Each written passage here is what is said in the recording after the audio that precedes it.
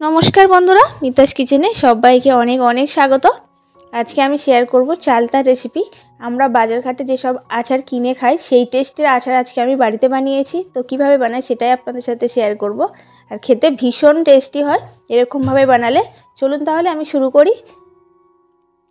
তো তার জন্য এখানে কিছু শুকনো মশলা আগে ভেজে নেব। এখানে দিয়েছি 5 ফোড়ন, 2টো তেজপাতা, তার সঙ্গে দিয়ে দেবো 4টে শুকনো লঙ্কা।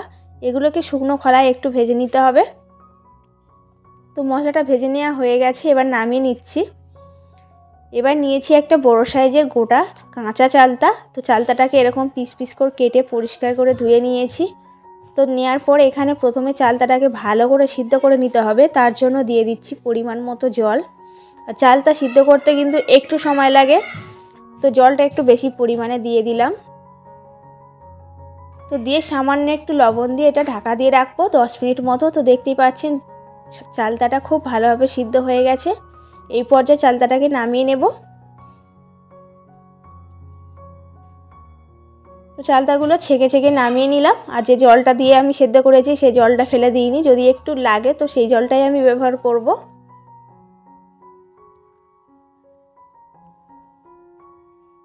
দিয়ে দিচ্ছি 2টো শুকনো লঙ্কা ও একটু সর্ষে, সাদা সর্ষে দিয়েছি, আপনারা কালো সর্ষে দিয়ে করে নিতে পারেন। সামান্য পরিমাণে একটু সাদা তেল দিয়েছি। মিনিট কয়েক মতো একটু নাড়াচাড়া করে ভেজে নেব।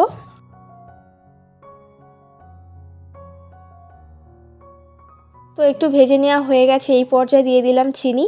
তো চিনিটা একটু বেশি পরিমাণে দিতে হবে, কারণ চালটা কিন্তু অনেকটা টক থাকে। দিয়ে দিচ্ছি একটু লঙ্কার গুঁড়ো, সামান্য হলুদের গুঁড়ো দিয়েছি, লবণ দিয়ে দিচ্ছি স্বাদ মতো, দিয়ে আরও একটু নাড়াচাড়া করে নেব।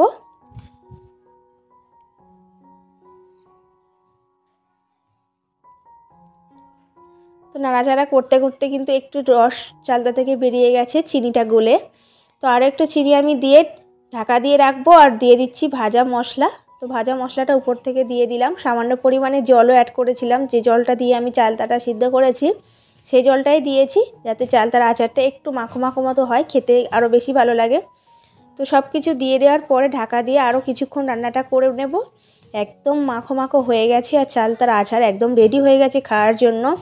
আর এই শীতের রোদ্দুরে কিন্তু এইরকম টক টক চালতার আচার খেতে ভীষণ ভালো লাগে। আর রেসিপিটি যদি ভালো লেগে থাকে অবশ্যই করে একটি লাইক করে দেবেন, এবং চ্যানেলে নতুন হয়ে থাকলে প্লিজ চ্যানেলটি সাবস্ক্রাইব করে পাশে থাকবেন।